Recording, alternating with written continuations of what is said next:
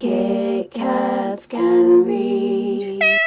Hey guys, it's Katie and welcome to another video, and today I'm bringing you part number 2 of my September book haul, and there are still quite a lot in this part, so let's just get straight on with it. Now on to some books that I found whilst I was in the local Waterstones to me. I found The Giver by Lois Lowry. Of course the movie has just come out in the UK and I have still yet to read the book, and I believe this is in a quartet or something, but there is the cover. Is gorgeous. I have no idea what this book is about, and I feel like I should be shot for not knowing what this book is about because a lot of people have read it, but I haven't really heard a lot about this on BookTube. I haven't exactly heard anybody go like, oh my god it's amazing, or oh my god it was rubbish. Not a lot of people have read it, but the font is actually quite big, so this shouldn't take me long to finish.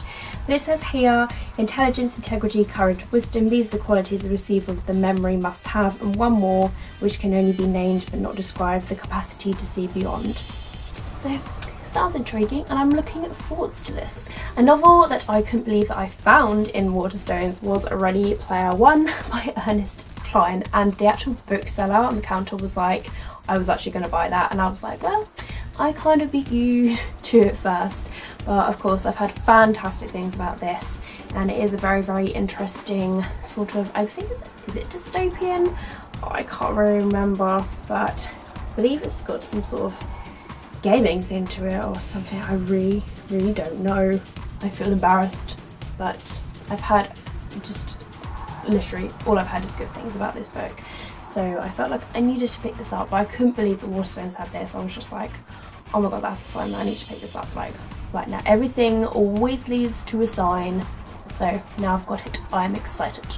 And 2 books that I found as part of a buy one get one half price deal. I got Solitaire by Alice Osman. Very interesting cover. I love the spine, it's really bright and stands out. This is not a love story.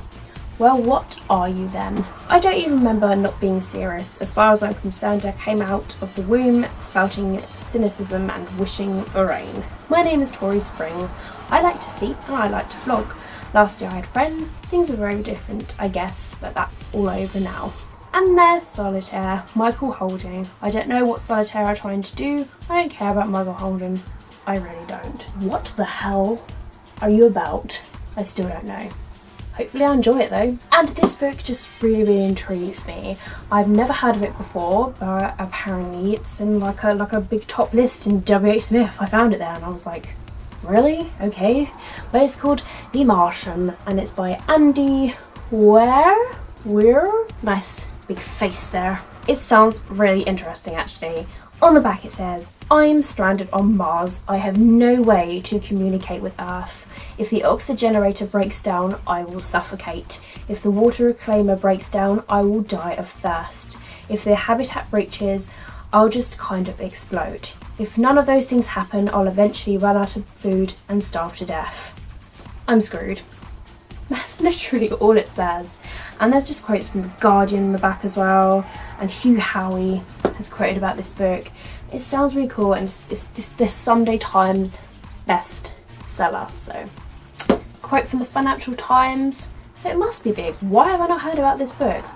But it sounds really cool. Just that synopsis literally sold me, and I was like, I need to get on with this because it sounds really cool. So some books that I found in W.H. Smith. I got The Rosie Project by Graham Simpson, and I love the cover of this book. Of course, it's blue, that's why I love it. But I just like the fact that there's a lobster on the front, but it's got really good reviews on it. And this just sounds really interesting. And it's about this guy. He is 39 and he devises the Wife Project. It's a scientific test to find the perfect partner. Enter Rosie, the world's most incompatible woman, and she is throwing Don's safe, ordered life into chaos. Just what is this unsettling alien emotion he's feeling? So, it sounds really cute and just adorable. And along with that deal, I got this one, The Girl with All the Gifts by M.R. Carey. This book I've heard really good things about, but I I never knew about it at all. I felt like I've been living under a rock. I was just like, what is this book? It sounds so cool. Every morning, Melanie waits in her cell to be collected for class. When they come for her, Sergeant Potts keeps his gun pointing at her while two of her people strap her into a wheelchair. She thinks they don't like her. She jokes that she won't bite, but they don't laugh. Oh my gosh. It sounds like really interesting and so cool, and just why haven't I not read this? And I've had really good reviews from this so far, so I'm really excited to begin this too. And then on the children's, they had a 3 for 2 thing going on. So I got 10 Things We Shouldn't Have Done by Sarah Milowski. Love the cover to this book. And this book just sounds like really interesting contemporary. I was about to live a 16-year-old's dream. House on the beach, no parents, parties whenever we wanted, boys whenever we wanted. April and her best friend Vi living by themselves. Of course, April's parents don't know that. It's a little white lie that begins the 10 things April and Vi shouldn't have done. Things that definitely make their lives a lot more interesting. So I would like to know these 10 things that they shouldn't have done. I'm curious, and curiosity killed the kitty cat. I found this book, Rot and Ruin by Jonathan Maybury, and I believe some of my booktuber friends have read this book, and this is well for zombies. Oh my gosh, I eat a zombie book, so I need to read more zombie books. But this cover has a really sort of bumpy feel to it. I don't know if you can see there in the light there, but it's definitely a very bumpy feel, and I love books that you can feel and just, oh yes. And the third book that I got was also half price. So I believe this was only £6, and it's The Year of the Rat by Claire Furness. I have absolutely no idea what this book is about, but apparently it was like a book that everybody had to read. It was a book club read, Rich and Judy's book club read, or something stupid like that. It sounds, well, I don't really know what it sounds like because I don't know what it is about, but I'm just going to go into this blind. But the font is massive. Look at this font. It's just like, it's really big. It's really big, so this shouldn't take me long to read at all, but I'm intrigued. And finally, some books that I have purchased online stores.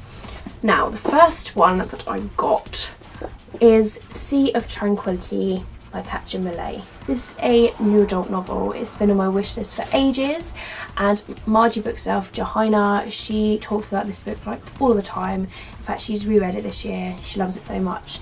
And my other good friend Danny from the Performing Book Fail, she recently read this, and it is one of her favourite books, and she has been raving about this too. So I was like, okay, I will get this and I will read this. And this is quite a chunky book actually. It has over 400 pages, and I have no idea. I didn't even realise what the hell that was on the cover until I got it, and it's like yogurt or something, or ice cream. But it just sounds really interesting, and I like how the Sea of Tranquility is pinky, so it's a floppy paperback. I have no idea what this book is about, no idea whatsoever, but I need to read it. I need to read more new adult novels, and yeah, I need to read it, otherwise Danny will kill me, so that's why I need to read it. Next book that I bought from the internet was The Perilous Sea by Sherry Thomas. This is the sequel to The Burning Sky, which I purchased last year, and that was a book that the two girls from Epic Reads that do the live show, it was all they were talking about. They were like, oh my god, I need to buy it, blah blah blah. And I love the cover to this book. I was like, I need to get that just for the cover really, but oh, I've heard really good things about The Burning Sky though, and I need to get it. But it is a fantasy, and I'm definitely in my fantasy element at the moment, so I'm probably going to read The Burning Sky pretty soon. But just now I've got the sequel, I can definitely marathon those two if I really enjoy the first book, so I'm excited. The next book that I have to show you is The Jewel by Amy Ewing, and this I've heard is really awesome, and it's kind of similar in a thing with the selection. I think that's just what I've heard from it, but I've heard really good things about this book. And this is the American floppy paperback. Love the cover to this book. It is gorgeous. I prefer this cover to the UK one like so badly, and it was annoying because when I was actually in the Waterstones I saw the UK cover there because it just been released in the UK, and I was just like, I've got a better cover than that. And this only came like literally the day after, so I was just like, yes. Now I've got this, I'm really excited. Today is my last day as Violet Lasting. The jewel means wealth, the jewel means beauty, the jewel means royalty, but for girls like Violet, the jewel means servitude. I am excited. The power to choose comes with a price. The next book that I have to show is one that I'm so excited to read that I'm definitely going to be reading this next month, and that is Inland by Kat Rosenfeld. This cover is absolutely gorgeous, and that is what the spine looks like on the inside, and it's very, very bright yellow. This book is one that just sounds really, really good. I remember reading a chapter sampler from this book before it was released, and it sounded so good that I had to put this in my wish list, and I was like, why haven't I bought this yet? I completely forgot that it had been released, so I had to get this. And I believe this is about a girl that she has hospital stays, and then that something is calling out to her from the sea, and it sounds really cool. I love just the front cover to it. It's just that the waves there, so I'm really honestly looking forward to this. I'm going to be reading this with Paige. I will link her channel in the description box below. Be sure to check her channel out, guys. But I'm excited, so I'm going to be definitely reading this with Paige in the month of October. The next book I have to show you is another sequel, and that is In a Handful of Dust by Mindy McGuinness. This is a sequel to Not a Drop to Drink, which I do have and I have yet to read, but I thought this cover is absolutely gorgeous, just like with the Paris Sea. I thought I could marathon the first and the second book, but I've heard really, really good things about Not a Drop to Drink, and I'm excited to just read both of those books. But Not a Drop to Drink is definitely one of those books I keep looking at lately, so I was like, I'll just get the sequel, and that way, you know, if I really, really enjoy the first book, I will go straight away onto the sequel, and I'm looking forward to it. The next book that I have to show you is Reboot by Amy Tintera, and this is a book that's been on my wish list for so long. I don't know why I haven't got it, because it's my sort of novel. 5 years ago I died, 175 minutes later I woke up, and there's a barcode there, and it's really, really cool. Now that I'm a reboot, I am faster, I am stronger, I heal quickly, I don't cry, I follow orders until now. It sounds so cool and really interesting. That is the spine there. But I haven't heard like a lot of things about this book, like whether a lot of people did enjoy it or not. But I'm looking forward to it because it sounds so good, and I know there's obviously a sequel to this book, and I'm looking forward to it, to say. I need to read this. And the final book that I have to show you, get off of me books, and the final book that I have to show you is Kiss of Deception by Mary E. Pearson, and I have been umming and ahhing over getting this book. Last month I was like, no, I'm going to not spend any money on any books in October. I mean, you can see that's obviously worked, haven't you? No, it doesn't work. My plans never work.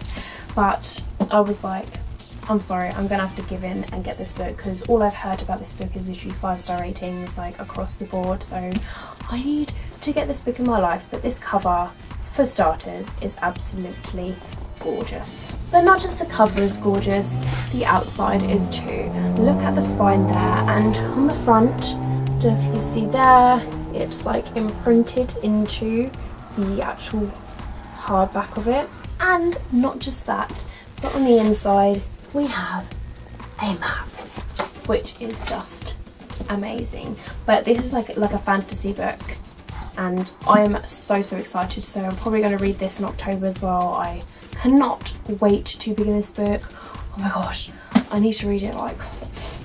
Hey guys, I almost forgot to mention one book that I received this month, and that's because I already read it, and that is The Infinite Sea by Rick Yancey, which is the sequel to The Fifth Wave. And I actually enjoyed this book a lot more than I did the first book. The first book I didn't really get into, but this one, it was a lot more better. I don't know if it was because it was shorter or not, but I ended up giving this book 4.5 stars, so it's definitely worth the read. And I think The Fifth Wave is just one of those books that you're either going to like it or you're not going to like it. But I preferred this book definitely, so this book was awesome. So guys, these are the books that I have hauled to you. Let me know down in the comments if you read any of these books, or if you'd be interested in any of these, and just comment anything down below, literally anything. But I hope you have enjoyed this book haul, and I hope you will enjoy the unboxing as well. As always, more books to come. I don't think I'm ever going to stop buying books. I think I've realised that I was doing so well at the beginning of September, and then I kind of hit some sort of peak and was like, yeah, why don't I just buy all the books in my wish list and that way I won't have to have a wish list. But there's always going to be a wish list, let's be honest. There's always going to be new books that come out. There's all going to be books that I want to read, and yeah, habits will never die hard. I love books for life. So let's just hope that I live a very, very long life so that I can actually read every single book that I own. I really need to cut down because I buy more books than I read, but I'm never going to learn, am I? When am I going to learn? I think BookTube is the problem, but actually BookTube isn't the problem. I'm just making excuses now. But yeah, I'm really sorry this is a very long video, but I definitely will make sure that any books that arrive in the mail will be in a separate video next time if I buy any books from the shops and stuff. But it will all depend on the books that I buy in the month of October, but hopefully I will buy less. Hopefully I will have a little bit of a calm down. But I hope you've enjoyed this video all the same. Just keep smiling, keep reading and be happy. But thank you so much for watching, honestly, it makes my day, and I will see all of you in my next video. Bye!